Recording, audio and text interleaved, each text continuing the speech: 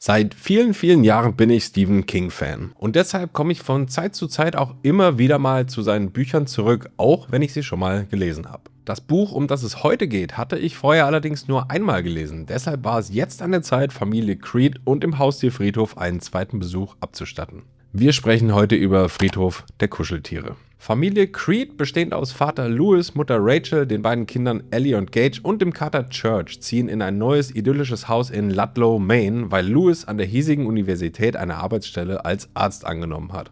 Während ihres Einzugs lernen sie den alten Judd Crandall und seine Frau Norma kennen, die auf der gegenüberliegenden Straßenseite wohnen, einer Straße, die wegen umliegenden Firmen recht häufig von schweren Lastwagen befahren wird. Die Familie freundet sich mit den Crandalls an und kurz nach ihrem Einzug begleitet Judd die Familie einen kleinen Pfad hinauf, der hinter dem Haus der Creeds in den Wald führt. Judd zeigt ihnen dort einen künstlich angelegten Friedhof, an dem die Kinder von Ludlow ihre Haustiere beerdigen. Im darauffolgenden Winter, während Rachel und die Kinder bei Louis' Schwiegereltern zu Besuch sind, wird der Familienkater Church auf der Straße vor dem Haus totgefahren und von Judd gefunden, der Louis umgehend davon erzählt. Um seiner Tochter das Leid über Churchs Tod zu ersparen, führt Judd Louis ein weiteres Mal zum Haustierfriedhof, geht mit ihm aber diesmal noch tiefer in den Wald hinein, bis sie zu einem uralten indianischen Begräbnisplatz gelangen, der über mysteriöse Kräfte verfügen soll und an dem Louis das Tier beerdigen soll. Es dauert nicht lange, bis Church tatsächlich von den Toten aufersteht und wieder bei Louis zu Hause auftaucht,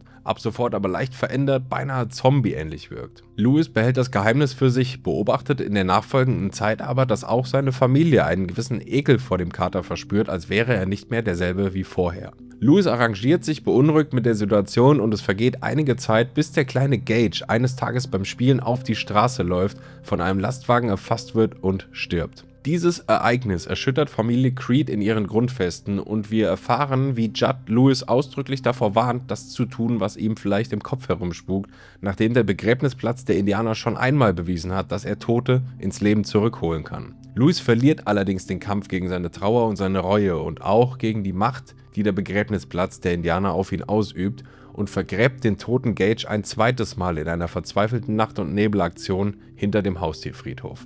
Gage steht noch in derselben Nacht wieder auf, aber es ist nicht mehr Louis' Sohn, der wieder auferstanden ist. Etwas Böses hat Besitz von ihm ergriffen und macht sich, während Louis vor Erschöpfung schläft, auf, um Judd Crandall und Rachel Creed zu töten. Louis erwacht, als es bereits zu spät ist und findet nur die toten Körper seines Nachbarn und seiner Frau. Gebrochen und wahnsinnig bringt er das Ding um, von dem er gehofft hatte, dass es wieder sein Sohn sein könnte, und trägt anschließend den Leichnam von Rachel in die Wälder. Vermutlich mit einem klaren Ziel vor Augen. Damit endet Friedhof der Kuscheltiere.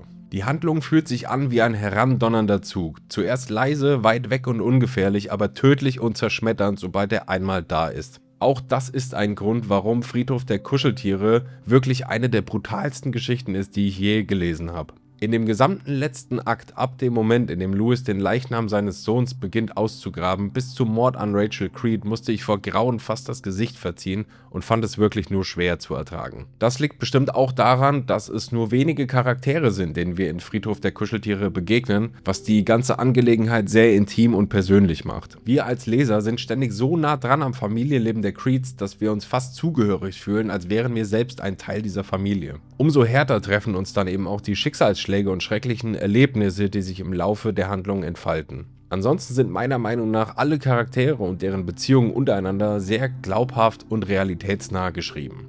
Familie Creed wird inszeniert als sich liebende junge Familie, bei der aber wie in allen anderen Beziehungen auch mal die Fetzen fliegen oder Dinge nicht nach Plan verlaufen. Am besten gefällt mir, glaube ich, die Inszenierung der Tochter Ellie, weil sie für mich die ganze Zeit wirkte wie ein echtes kleines Mädchen, das Albernheiten im Kopf hat, sich Eigenarten ihrer Eltern abschaut und gerade dabei ist, sich ihre eigene Ansicht über die Welt zu bilden, mit allem, was dazugehört. Eben auch über den Tod. Schnell werden die Creeds für uns zu einer Familie, der man nichts anderes wünscht, als dass es für sie immer glücklich weitergeht, weil sie herzlich, aufgeschlossen, bodenständig und lustig miteinander umgehen. Aber wir lesen ein King-Buch, deshalb lauert von Anfang an diese Furcht irgendwo im Dunkeln, dass das Familienglück nicht lange halten wird. Der Nachbar, Judd Crandall, und seine Frau Norma sind nicht weniger liebenswert als Familie Creed. Sie verkörpern das betagte Ehepaar, das schon seit einer halben Ewigkeit zusammen ist und die Creeds freundlich und authentisch in Ludlow willkommen heißt. Weil sie direkt gegenüber voneinander wohnen und die Familie erst neu nach Maine gezogen ist, sind die Crandalls der erste Bezugspunkt und dementsprechend viel Zeit verbringen sie miteinander. Vor allem Louis und Judd,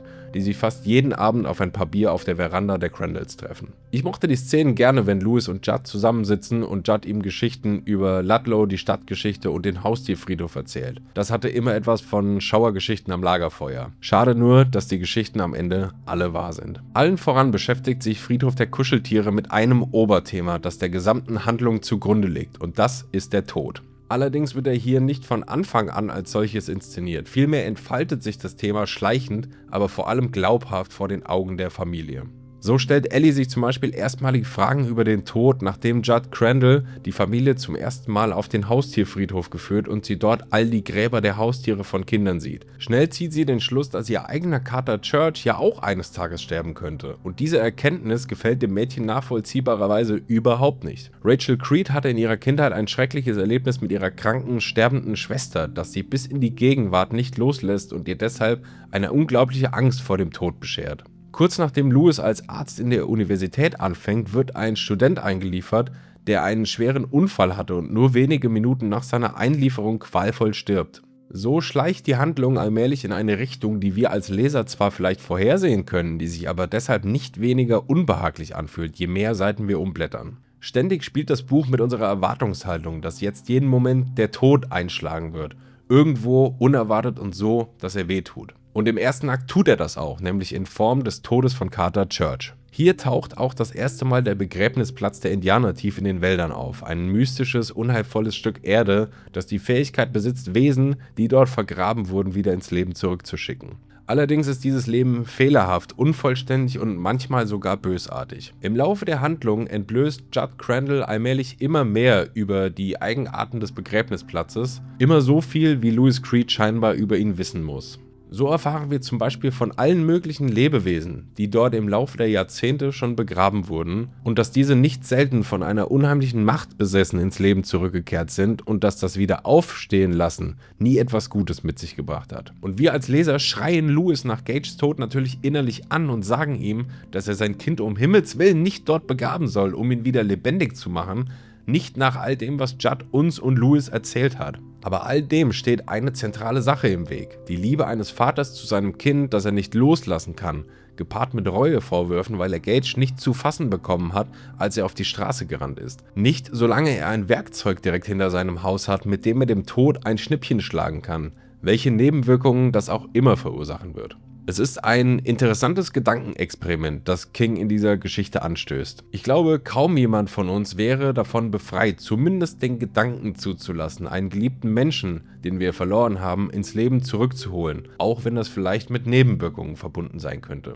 Jeder, der schon einmal einen Verlust durch einen Todesfall erlebt oder es sich zumindest in Gedanken ausgemalt hat, wird nachvollziehen können, wie zermürbend und zerstörerisch sich ein solches Erlebnis anfühlen kann. Aber die Message des Buchs könnte am Ende nicht deutlicher sein. Louis Creed, Judd Crandall, Rachel und die verbliebene Tochter Ellie wären besser dran gewesen, wenn Louis es gelungen wäre, den Tod zu akzeptieren. Judd Crandall sagt an einer Stelle im Buch, manchmal ist der Tod besser. Das ist natürlich eine Aussage, die nur in Zusammenhang mit den furchtbaren Ereignissen aus Friedhof der Kuscheltiere wahr sein kann. Die Atmosphäre meandert ständig, mal gemächlich, mal rasant zwischen liebevollem Familienidyll und blankem Horror. Deshalb hat mir das Pacing auch gut gefallen. Mal hat es sich gelesen wie ein ruhiger, interessanter Roman, der sich Zeit gibt, ein glaubwürdiges Setting zu erschaffen, und an anderen Stellen tritt die Geschichte dermaßen aufs Gaspedal, dass man kaum glauben kann, was man da liest. Ähnlich wie es im echten Leben und allen schrecklichen Dingen, die wohl oder übel dazugehören, auch ist. Ich habe mich selbst nach der Lektüre gefragt, warum mir das Buch so gut gefallen hat, wenn es doch so schrecklich und nichts für schwache Nerven ist. Stephen King schreibt selbst im Vorwort, dass er nach diesem Manuskript das Gefühl hatte,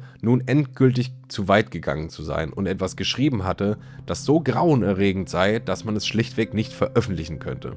Das rührt vermutlich daher, dass der Autor eine sehr persönliche Beziehung zu der Geschichte hat. Fast alles, was wir im Roman lesen, der Tod des Familienkaters, die Wut des Kindes über den Tod, der Mann auf der gegenüberliegenden Straßenseite, der vor der vielbefahrenen Straße warnt und sogar der beinahe Unfall des Kleinkinds, der im Buch tödlich endet, in der Realität glücklicherweise nicht, ist Stephen King selbst passiert. Alles, was er mit diesen Erlebnissen getan hat, ist ein furchtbares Was wäre wenn hinzuzufügen. Aber warum? Warum beschäftigt man sich mit solchen Dingen? Warum denkt man darüber nach, so etwas zu schreiben? Um diese Frage zu beantworten und das Video damit abzuschließen, würde ich gern mit einem Zitat aus dem Vorwort von Friedhof der Kuscheltiere enden. Vielleicht ist, dass der Tod manchmal besser ist, die letzte Lehre, die wir aus der Trauer ziehen müssen. Diese Lehre legt nahe, dass wir Menschen in unserem Leben Frieden nur finden können, wenn wir den Willen des Universums hinnehmen. Das klingt möglicherweise wie abgedroschener esoterischer Hippie-Mist, aber die Alternative sieht für mich aus wie eine Finsternis, die zu schrecklich ist, als dass sterbliche Geschöpfe wie wir sie ertragen könnten. Das war's mit meiner Review zu Friedhof der Kuscheltiere. Ich hoffe, euch hat das Video gefallen. Wenn ja, dann lasst gerne ein Like da und abonniert den Kanal, damit ihr keine weiteren Reviews mehr verpasst. Ansonsten bedanke ich mich fürs Zuschauen und sage bis zum nächsten Mal.